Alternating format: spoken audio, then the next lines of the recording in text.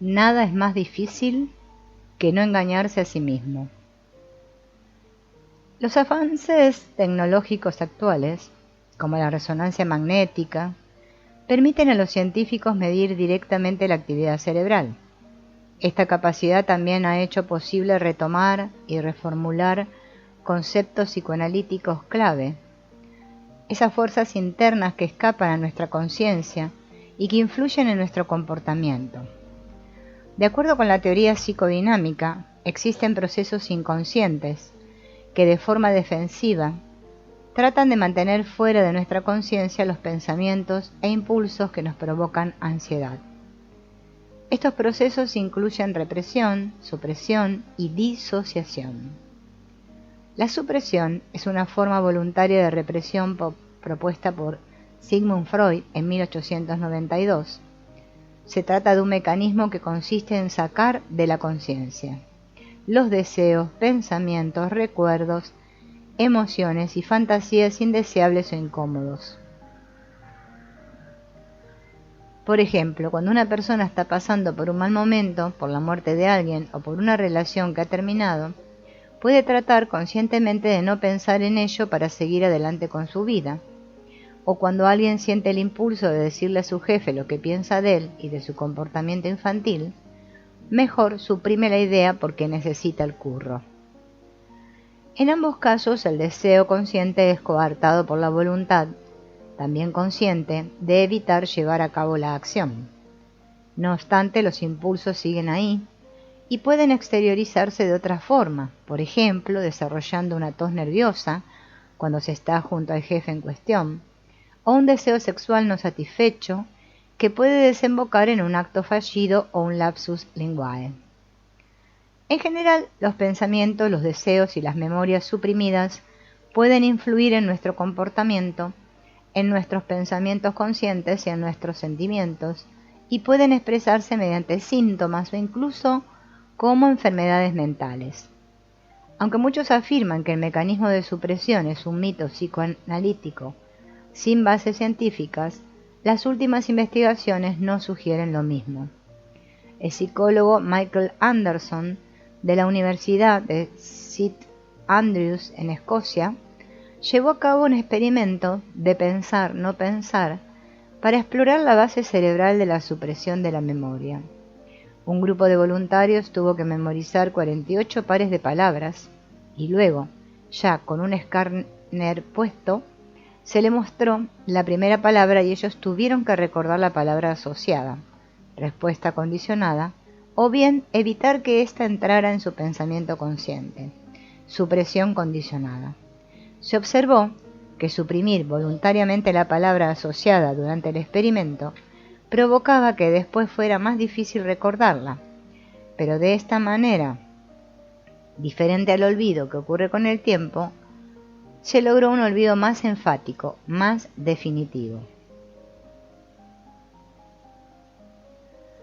Las imágenes del escáner mostraron que al suprimir las palabras los participantes utilizaban áreas en la corteza prefrontal para bloquear los procesos de los sectores del cerebro involucrados en la formación de recuerdos, en particular del hipocampo. Esto es importante porque estudios anteriores revelaban que la capacidad de recordar era proporcional a la actividad de dicha parte del cerebro. Pero más importante aún fue descubrir que existe mayor actividad cerebral cuando se trata de suprimir un recuerdo que cuando se trata de revivirlo. La gente suele suprimir los recuerdos no deseados por medio de un esfuerzo voluntario, el cual puede ser rastreado en el sistema nervioso, revelando una forma que solo Freud pudo imaginar. Este vínculo entre la supresión y los mecanismos del cerebro relacionados con el control de nuestra conducta llevan al fenómeno de la supresión, del diván del psicoanalista al ámbito físico de la neurociencia. Una supresión de distinto tipo, conocida como supresión visual perceptual, ocurre cuando un objeto, o parte de éste, no es visto conscientemente aún cuando la imagen es claramente visible. Por ejemplo, en las figuras ambiguas que se presentan, el cubo, el vaso cara o el pato conejo, Los ojos ven las mismas líneas y figuras en la página, pero lo que uno ve en su cabeza va cambiando, por ejemplo, entre un pato, un conejo y otra vez un pato. Cuando uno ve al pato, el conejo queda suprimido de la mente y viceversa. La disociación es otro estado controversial en el que los pensamientos, las emociones, las sensaciones o los recuerdos se separan del resto de la psique. Este fenómeno fue descubierto por el psiquiatra Pierre Janet y es muy común en individuos sanos. Por ejemplo, cuando uno no pone atención en la carretera por estar oyendo una canción, o cuando se lee un libro y de pronto uno se va en un pasaje y no recuerda ni qué leyó, o bien cuando uno va a alguna habitación a por algo y al entrar no se acuerda de a qué iba. Sin embargo, hay formas más radicales de esta disociación, como el desorden de identidad disociativa, antes conocido como desorden de personalidad múltiple, que involucra la presencia de dos o más estadios de identidad distintos y separados. Estos están caracterizados por respuestas emocionales, pensamientos, temperamentos, estados de ánimo e imágenes distintas de uno mismo que recurrente y alternadamente toman el control del comportamiento y la conciencia.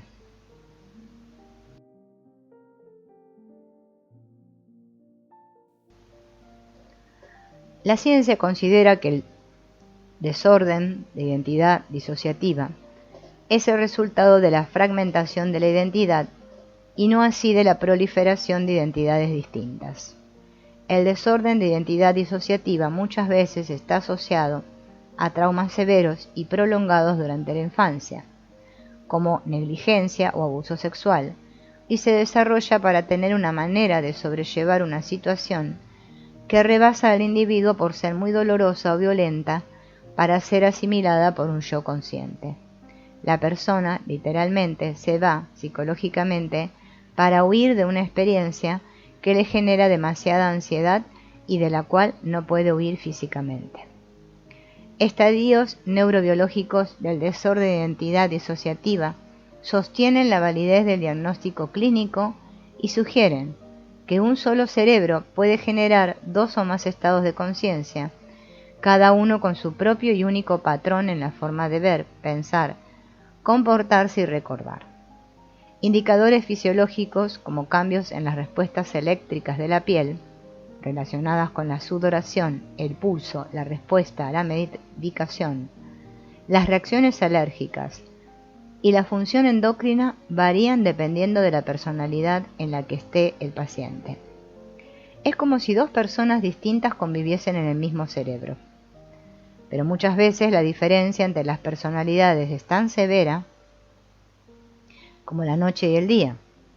Los especialistas Bruno Waldvogel, Axel Ulrich y Hans Strasburger de Múnich, Alemania, cuentan el caso de una paciente con disociación que gradualmente recobró la vista durante la terapia, después de 15 años de ser diagnosticada como ciega. No había nada malo en sus ojos per se, pero ella afirmaba no poder ver y el oftalmólogo corroboró esta versión. Sin embargo, durante el experimento, los médicos se dieron cuenta de que cuando la paciente estaba en una personalidad, podía ver con normalidad, pero cuando tenía otra, más joven y masculina, que podía ser invocada con solo llamarla por su nombre, volvía a ser invidente. Este fenómeno podría ser interpretado como simple histeria si no fuera por la actividad cerebral registrada en el electroencefalograma, que reveló que cuando la paciente adoptaba la personalidad vidente, sus ondas cerebrales eran normales frente a la luz, pero la actividad se reducía de forma importante durante el estado de personalidad ciega. Este descubrimiento es primordial ya que implica que el cerebro interviene en las primeras etapas del proceso del sistema visual, impidiendo que los estímulos visuales lleguen al córtex. ¿Cómo lo hace? No lo sabemos.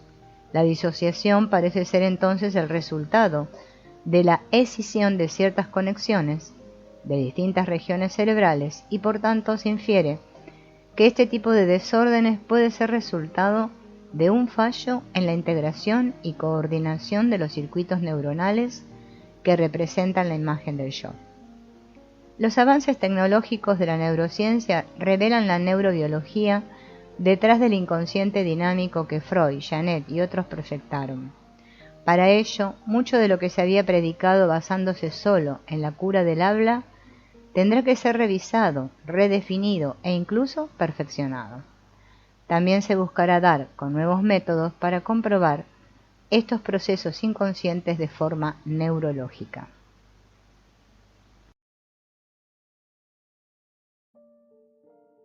Las acciones que se consideran extrañas, psicóticas o incluso bárbaras en una cultura pueden ser perfectamente aceptables en otra. Ciertos hombres en Malasia actúan basados en el terror que sienten de que sus genitales se retraigan hacia el interior del cuerpo. Incluso consideran que esa condición llamada coro puede ser mortal. Para impedirlo, se ponen pesos en el pene y toman otras medidas extremas. Este miedo, al igual que su incómodo antídoto, no es raro y es bien aceptado en esta cultura de larga tradición. Sin embargo, en cualquier país occidental, un hombre adulto que actuara con base en tal creencia, con toda certeza sería considerado como víctima de un trastorno mental. Esta contradictoria evaluación, así como muchas otras que surgen entre culturas distantes, ponen de relieve y de manera dramática un hecho con enorme influencia psicológica que rara vez se discute. Las normas y valores de cada cultura determinan qué conductas son aceptables desde el punto de vista social. Al establecer estas normas, cada sociedad determina las estructuras mentales y las acciones que pueden constituir un desorden psicológico. Y no todas las sociedades están necesariamente de acuerdo entre sí. Los etnólogos han descrito una amplia variedad de síndromes que dependen de la cultura, muchos de los cuales pueden clasificarse como desórdenes de angustia o de tipo compulsivo. Si bien el coro puede parecer psicótico para los occidentales, es muy probable que los malayos consideren muy extraño el culto a la esbeltez que existe en los Estados Unidos, que resulta ser un desorden de personalidad que obliga a las mujeres a privarse a sí mismas del alimento. Son algunos síntomas básicos de conducta los que pueden considerarse fundamentales para cualquier tipo de desorden de personalidad, independientemente de la cultura. ¿La persona exhibe una conducta de autodestrucción? ¿Los síntomas son intensos y de larga duración? Pero la verdadera característica de un desorden de personalidad consiste en una creencia y comportamientos firmes y constantes que hacen difícil que una persona mantenga sus emociones, acciones o pensamientos a un nivel socialmente aceptable. A su vez, ¿qué es lo socialmente aceptable? En algunas tribus nativas de Centro y Sudamérica, los adolescentes se hacen cortes en los brazos y muñecas con hojas afiladas, un antiguo rito de iniciación que deja cicatrices que los señalan como miembros de la comunidad adulta.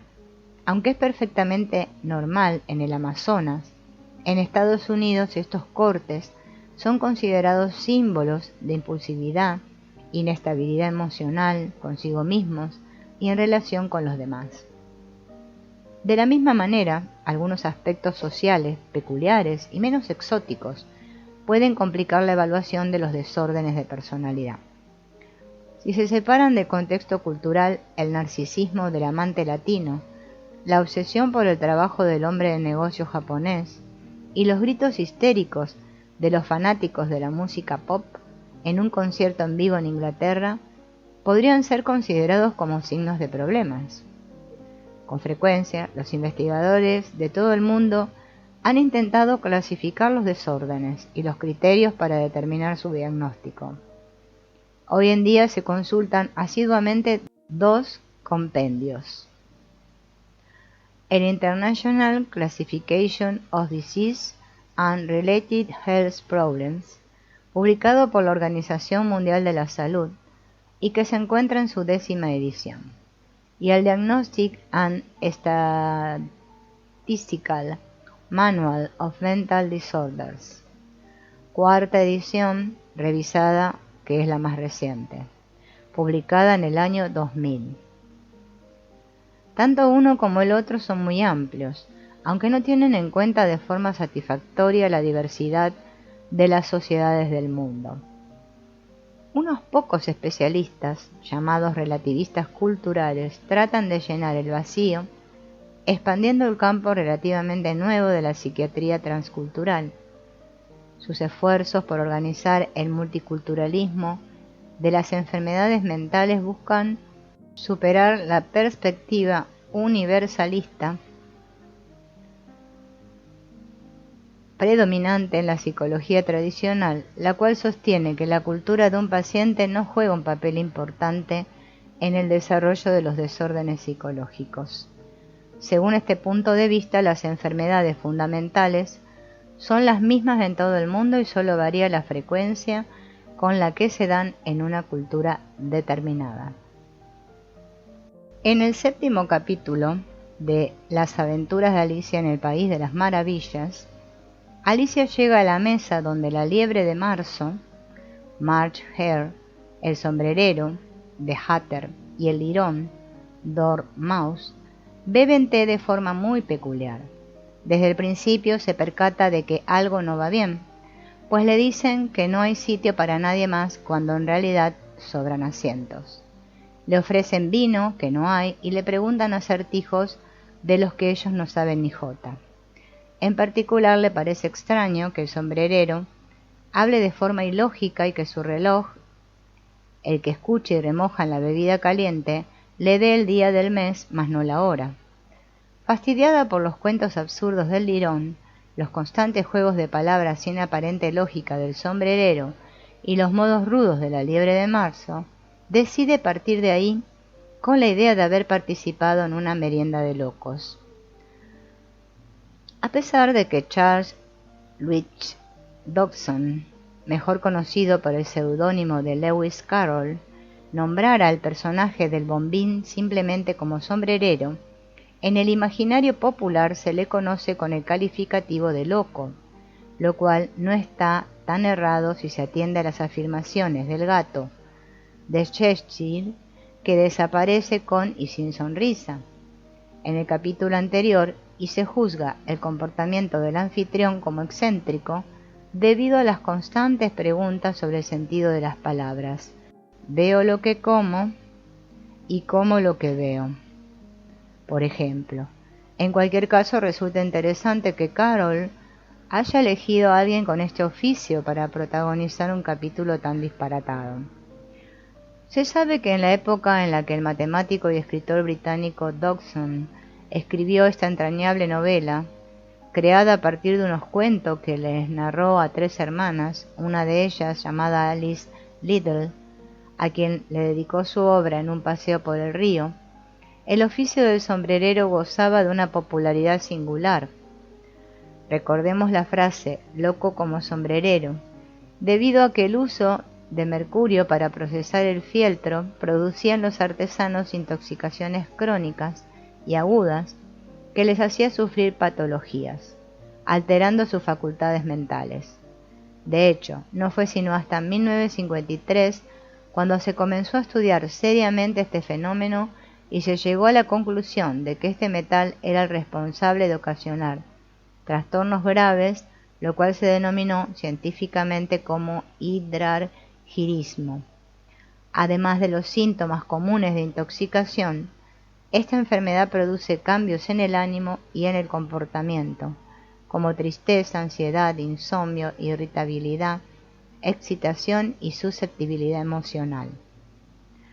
Si recordamos que el sombrerero le cuenta a Alicia que fue condenado por el tiempo a permanecer en la hora del té, las 6 de la tarde, por querer matar el tiempo cantando, ¡qué dilema!, y se pasea ansioso alrededor de la mesa, cambiando de lugar cada vez que necesita una taza limpia, melancólico, esperando que su reloj cambie la hora, con una verborrea atípica, no nos parecerá extraña la elección del autor por un oficio que, aunque con sombrero, deja volar a la loca de la casa. Pero, ¿qué es la locura?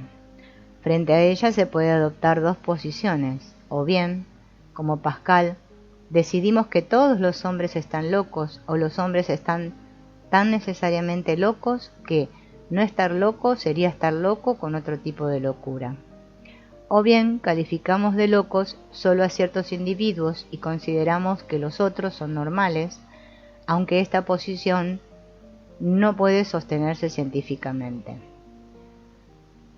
Cuando la palabra psiquiatría fue creada en 1842, el término locura fue rechazado por los psiquiatras porque no lo consideraron científico.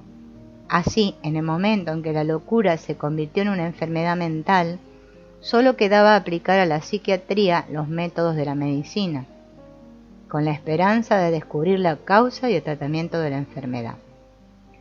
En 1826, Antoine Weil, médico del manicomio Charenton, descubrió que la parálisis general, enfermedad de Bayle, estaba asociada a la meningitis crónica. Hubo que esperar casi un siglo para que esa meningitis revelara su origen sifilítico. La vía estaba atrasada. Si se estudiaba el cerebro, se encontraría la causa de los trastornos mentales. Esta ilusión se reforzó cuando se diseminó en los años 20 una epidemia de encefalitis letárgica, conocida también como enfermedad de von Economo o mal del sueño. Hoy en día, debido a los avances de la ciencia y la tecnología, se puede estudiar más a fondo el cerebro, pero nuestra ignorancia sobre la naturaleza y las causas de la locura no es por ello menos considerable. Durante mucho tiempo, un comportamiento determinado podía pasar de excentricidad a locura, de acuerdo con la época, la región y las circunstancias sociales. Manía, delirio, alienación es lo opuesto a la razón, un estado que ha padecido el hombre desde el inicio de los tiempos.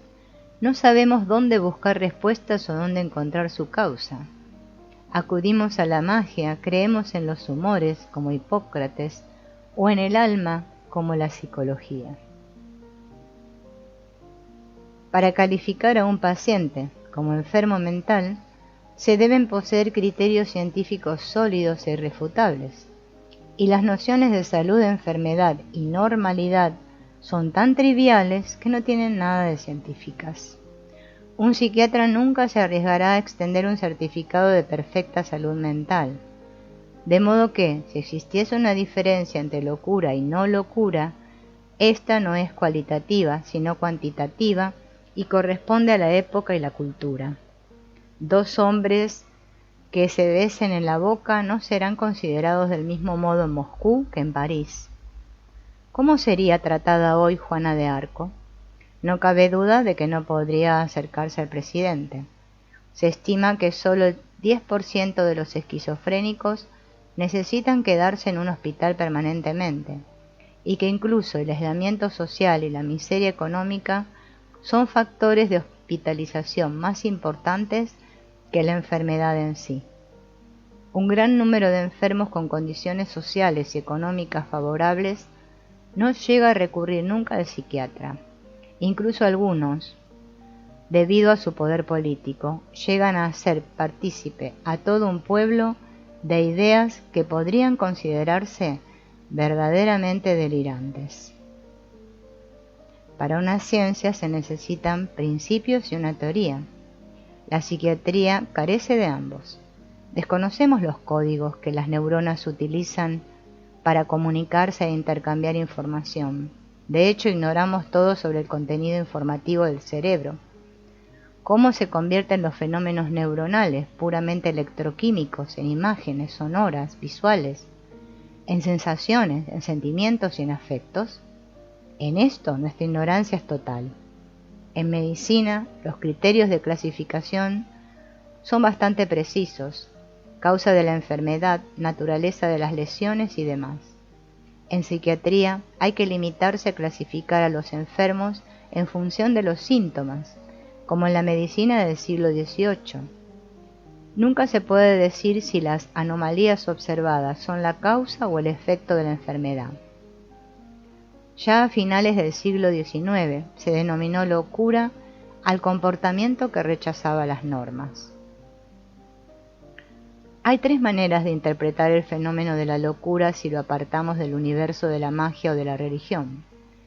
La primera consiste en hacerla entrar en el marco nosológico construido por el saber psiquiátrico y considerarla una psicosis, paranoia, esquizofrenia, psicosis maníaco-depresiva. La segunda radica en la elaboración de una antropología de sus diferentes manifestaciones en las distintas culturas, etnopsiquiatría, etnopsicoanálisis, sociología, psiquiatría transcultural. La tercera, finalmente, propone abordar la cuestión desde el ángulo de una escucha transferencial de la palabra, del deseo de la vivencia del hombre loco, psiquiatría dinámica, análisis existencial, fenomenología, psicoanálisis, antipsiquiatría. De hecho, estas tres maneras de interpretar la locura siempre se han cruzado.